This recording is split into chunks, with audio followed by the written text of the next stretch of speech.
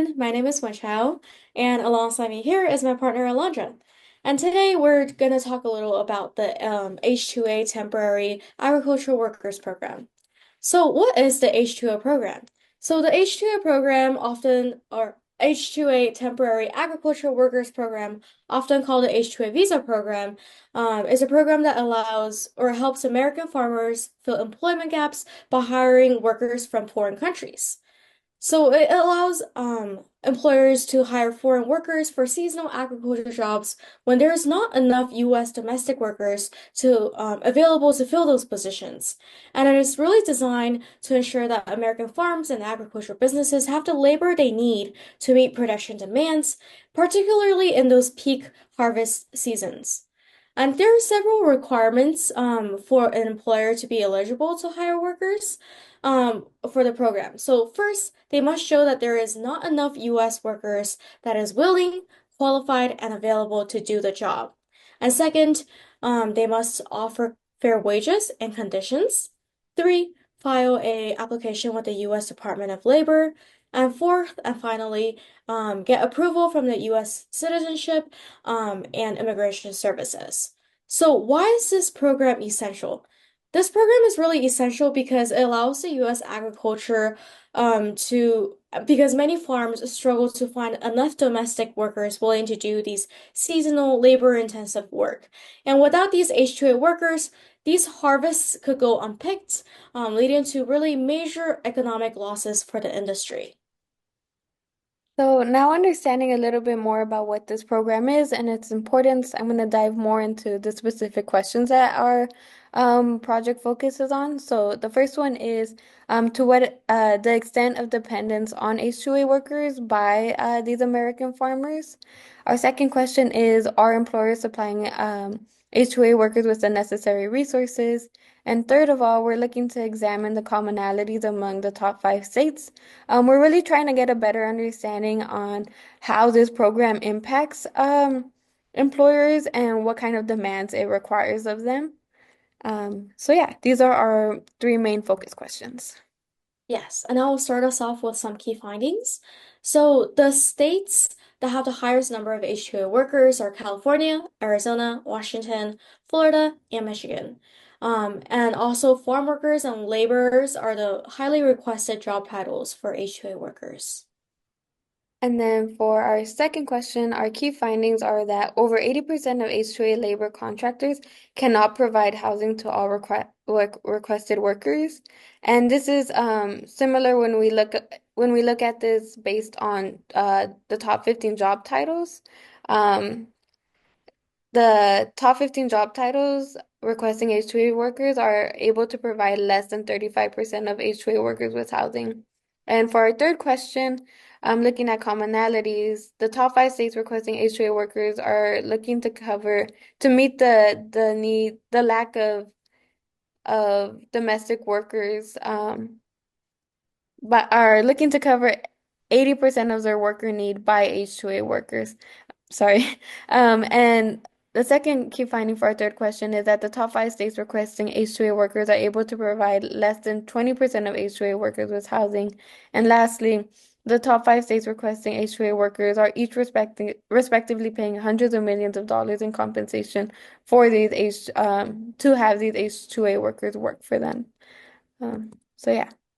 Yes, so the data set we're using is from the U.S. Department of Labor, specifically their Foreign Labor Certification performance data, which is one of the most comprehensive and publicly available resource or sources on this topic. While other sources do exist, like the H2A employer data from USCIS, we chose this data set because it provides much more detailed insights, including employer-specific data and worker counts. However, still in this data set, which contains over 200 or 200 thousand rows and data points, it requires some cleaning due to missing values.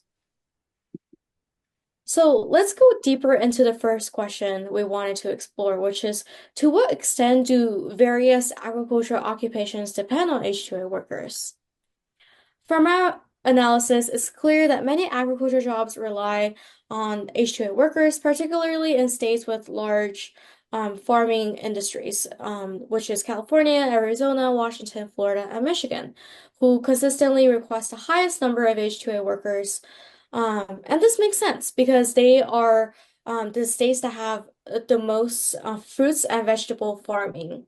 Um, and this high demand of H-2A workers in these regions really highlight that a major labor shortage exists for U.S. citizens, and demonstrate how crucial immigrant workers are to keeping the agricultural sector running. Without these workers, many farms will struggle to meet production demands, which could have really serious consequences on our economy.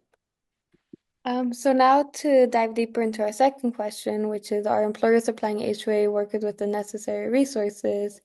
Um, Yeah. So, according to U.S. labor laws, all H-2A labor contractors must provide free housing to all H-2A workers under their contract. So, this chart highlights um, if a case was considered to be an H-2A labor contractor, and then looking at the percentage differences and if they did provide housing or not, based on one column alone that they would that classified yes or no if they provided housing and transportation. Um, and as we can see, over 80% of these cases said that they did not provide housing. But after taking a deeper dive into our data, there were multiple columns listing the housing address, and looking at the data file structure, it says that this housing address was for H-2A workers, which I found quite interesting because most of these are saying that they are not providing housing, yet they still provide a housing address. So this caused me to now look at the percentage of housing being provided through a different perspective. So I was now to now better understand the need being met for housing, or the resource demand for housing.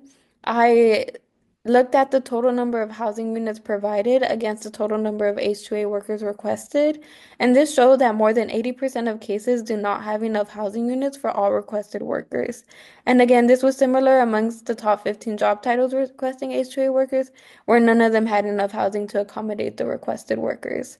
Um, and yeah, this just highlights the resource heavy demand that requires from employers, and the additional resources that should also be provided to these employers to be able to meet these demands, because they clearly depend on these workers a lot, as Wenchao mentioned. And our third question looks at the commonalities among the top five states. So again, as Wenchao mentioned, um, there are these top five states are requesting millions of workers of H-2A workers to meet the demands of domestic workers. It California alone requested over 40 million H-2A workers in 2024, um, which is a very high number. And looking a little bit more amongst the similarities amongst these top five states, we see that more than 80% of agricultural, uh, that these states are depending on more than 80% of their agricultural labor needs to come from H-2A workers. Again, highlighting the clear lack of domestic workers available. And this dependency rate was calculated by dividing the total number of requested H-2A workers by the total workforce needed. Again, highlighting just how critical this program is to employers. Sorry, right before I move on, these states are also paying hundreds of millions of dollars to compensate these workers. Again, highlighting the resource intensive demands that this requires from employers. Yep. And as a recap, our analysis really highlights several important findings. First is that many agricultural occupations are highly dependent on H2A workers, particularly in states with large-scale farming industries. Second, most employers fail to provide housing and transportation despite the legal requirement. And third, the top five states that rely on H2A workers face major resource shortages, making it difficult to fully support the workers they request.